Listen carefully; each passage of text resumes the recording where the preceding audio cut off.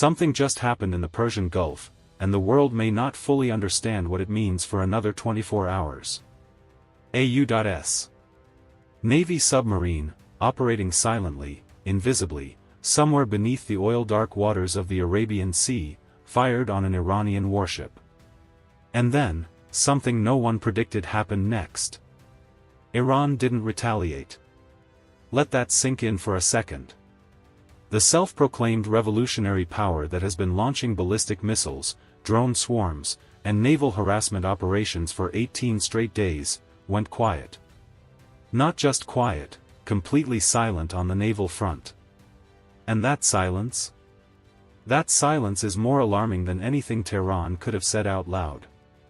This is the story that changes the entire trajectory of this war. We are now on day 18 of what the Pentagon is officially calling Operation Epic Fury. And what began as a coordinated US-Israeli air campaign against Iran's nuclear infrastructure has evolved, rapidly, and deliberately, into something far more comprehensive. This is no longer just about enrichment facilities at Natanz or the hardened bunkers at Fordow. This is now a full-scale effort to strip Iran of every single instrument of military power it has built over the last 4 decades. And the submarine strike? That was a message.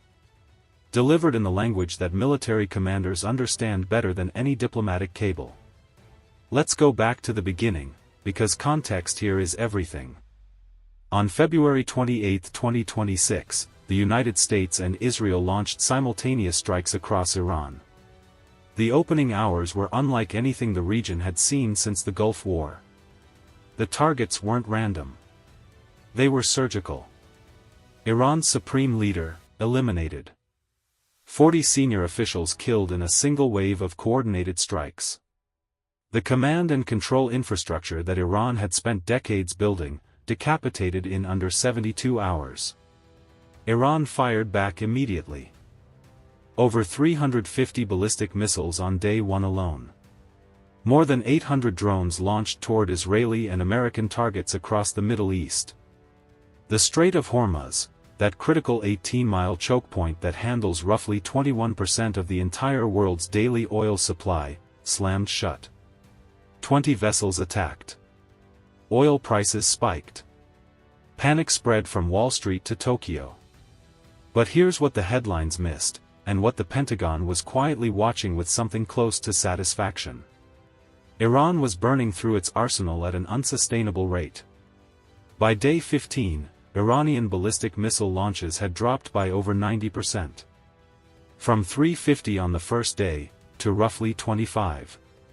Drone launches told the same devastating story. The math was brutal and simple: Iran was running out of missiles. Running out of launchers. Running out of options. And the U.S. knew it. Now here's where the submarine strike becomes the most important military action of this entire conflict. Because when you want to send a message to a regime that is weakened, depleted, but still dangerous, you don't send a surface ship. You don't send an aircraft. You send something they can never see coming. Something that gives them no warning. No radar signature. No time to react. You send a fast-attack submarine. U.S.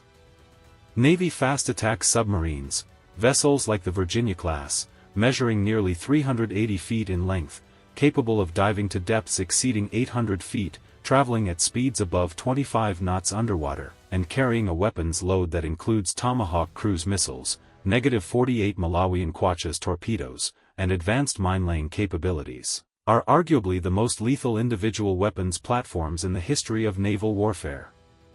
The Iranian Navy has no credible counter to them. None. Their midget submarines are outclassed. Their fast-attack surface craft are vulnerable the moment a U.S.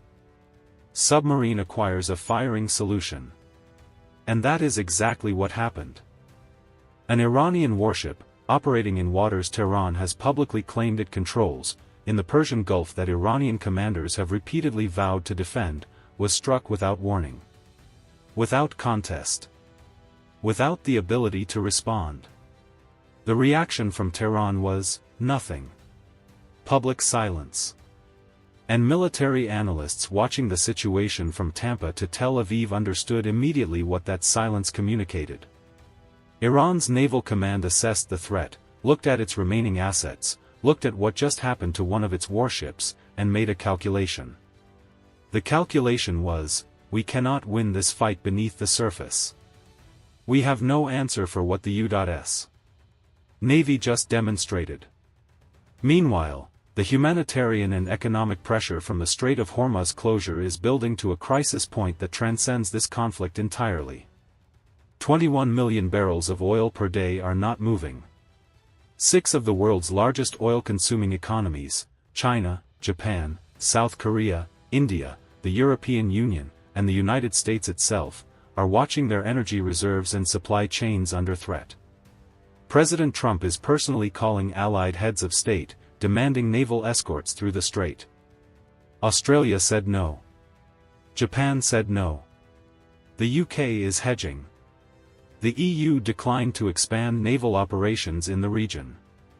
The United States is increasingly alone in this maritime enforcement mission. And Iran knows it. This is the dual pressure campaign that military strategists call the inside-outside dilemma. Inside the conflict, Iran is being militarily dismantled, its missile stockpiles exhausted, its air defenses suppressed to the point where the U.S. is now flying non-stealth B-1 bombers over Iranian airspace with near-total confidence. Outside the conflict, every day the strait remains closed, international pressure mounts not just on Iran, but on Washington. Iran's foreign minister has said Tehran is open to discussions about strait access.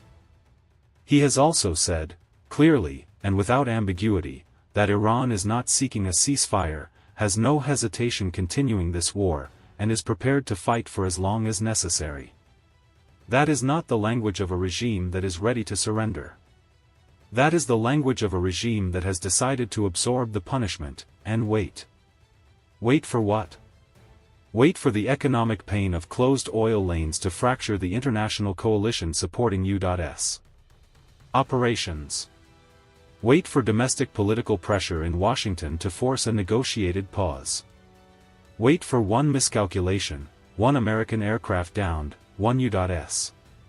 Navy vessel seriously damaged, to change the political calculus entirely. Iran is not defeated yet. Let that be absolutely clear. But the submarine strike, the silence that followed, the 90% drop in Iranian missile launches, the B-1 bombers flying unopposed over Tehran airspace, these are not small details. These are the architecture of a military collapse happening in real time. The question now is not whether Iran can survive this militarily in the short term. It cannot, not at this pace. The question is whether the United States and Israel can achieve their strategic objectives before the economic and diplomatic costs of a closed Strait of Hormuz force a premature end to this campaign. And somewhere beneath the surface of the Persian Gulf right now, a U.S. submarine is waiting. Watching. Silent. Ready to fire again if the order comes. Iran can feel it out there. And that feeling is the whole point. Stay locked in. This story is moving by the hour.